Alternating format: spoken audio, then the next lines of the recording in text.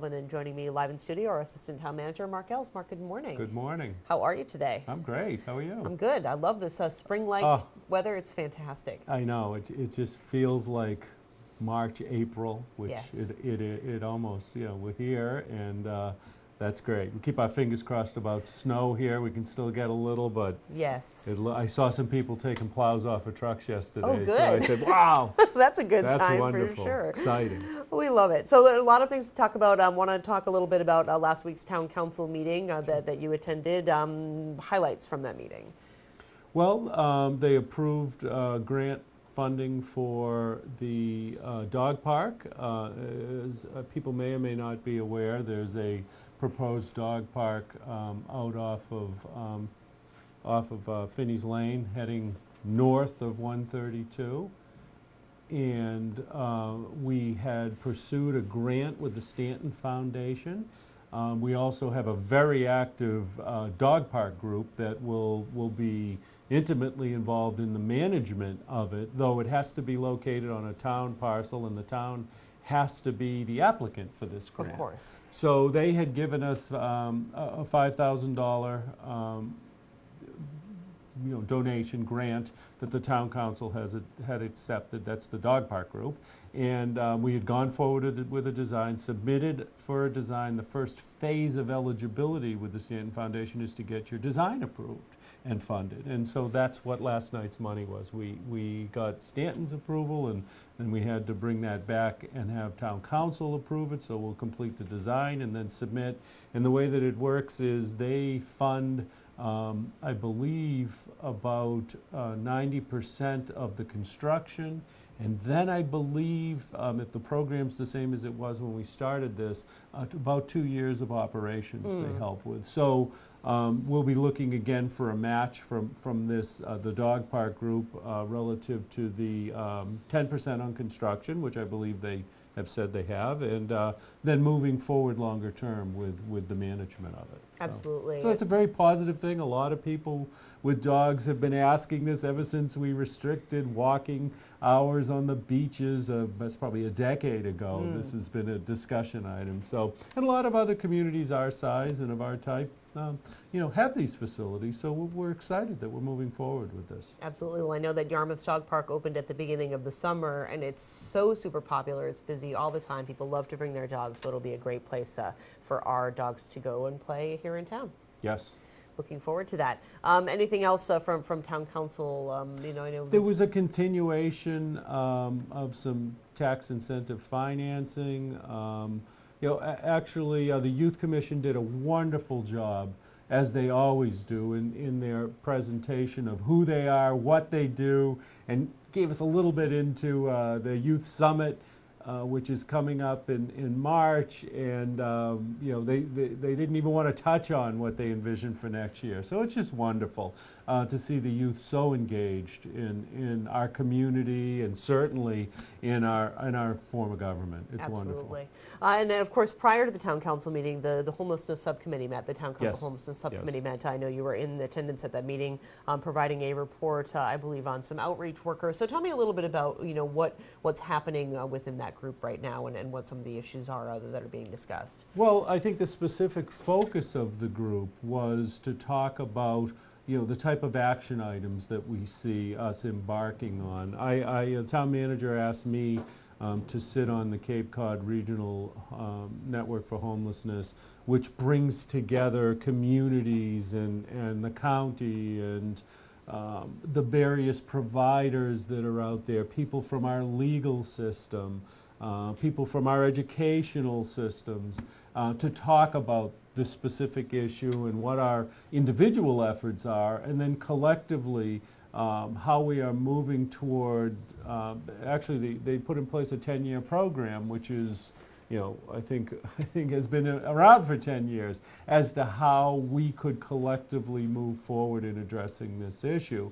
So I've got that bigger picture perspective. Now our town council's created a subcommittee, and we're talking about specific tasks. What are we going to achieve? How are we going to move forward on issues such as camps that we have, where people live in conditions that are, completely unacceptable, and then not just what are we going to do about them as far as, you know, eliminating them, let's say, but what are we going to do about them as far as moving people in a positive direction so that they can be you know, brought to, you know, perhaps the right level of treatment, or have an outreach worker kind of work with them if they want to, and that's, you know, one of the challenges in dealing with this issue.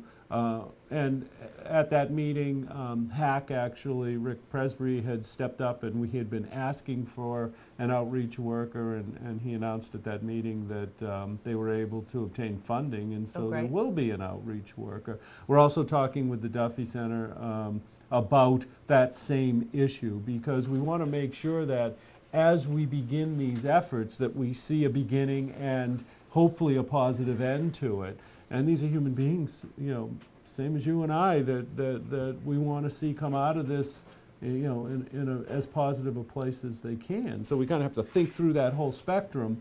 And that's what the group was doing. We set some objectives. We all agreed that, okay, you know, we don't want to have false starts here. We don't want to be putting, you know, effort towards something that won't yield where we want to go. So we're going to have some objectives in place specific to our police department and specific to organizing these agencies and these other regional entities that are out there, so that we can collectively address it in a way that brings us to that end.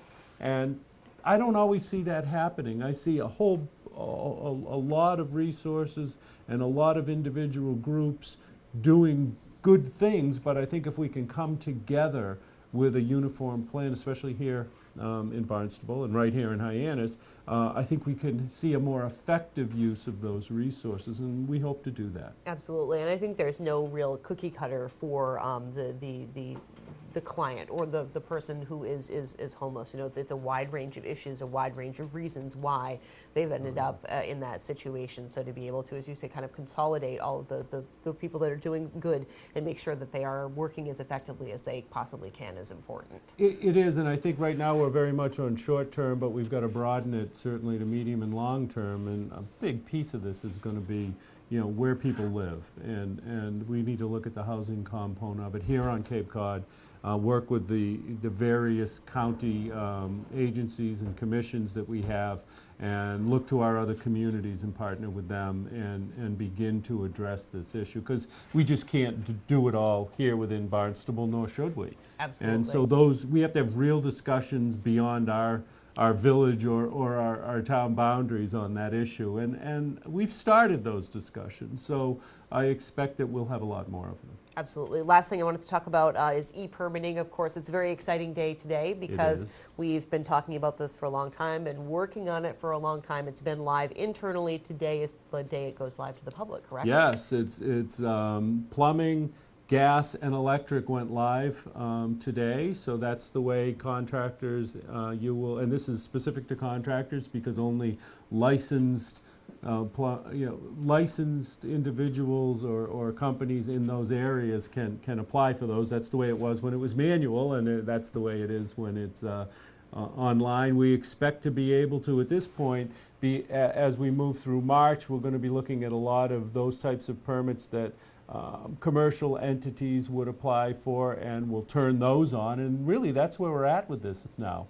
We're at a point where we can basically turn on each of these permits. Everything behind it is set up and in place, and then April will be looking at the more residential side of it. And as we move through it, we're very careful to understand how it works, how our customers responding to it, modifying if necessary. And you know, I think in general people have been very satisfied so far internally. Now hopefully we'll hear that it's the same when we're going outside and making it available to all those who want to apply for a permit. Wonderful. So exciting to see this, and I think it's going to streamline things, and again I think it's smart to be rolling it out in small increments so that you can see if there are any of those bugs that may occur or how people are using them, that you're not, you know, you don't have a huge number of things on the table. It's those more specific items. We've been spending, when I say we, it's between our regulatory services and our information systems department, looking at issues like a link to the GIS. Some people have suggested the geographic information system, meaning when you're using this